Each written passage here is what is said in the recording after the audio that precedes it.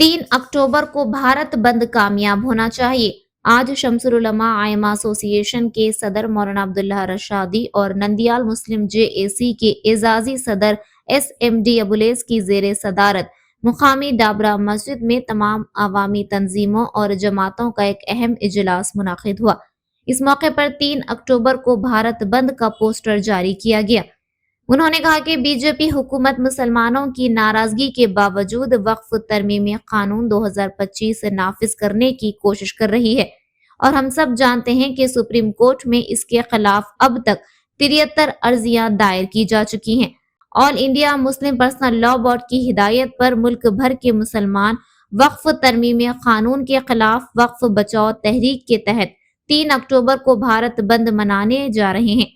इसलिए नंदियाल मुस्लिम जेएसी ने तमाम अवामी तंजीमों, सियासी जमातों, ताजिरों और कारोबारियों से अपील की है कि वो 3 अक्टूबर को सुबह 8 बजे से दोपहर 2 बजे तक अपनी दुकानें और दफातर रजाकाराना तौर पर बंद रखकर इस बंद को कामयाब बनाएं।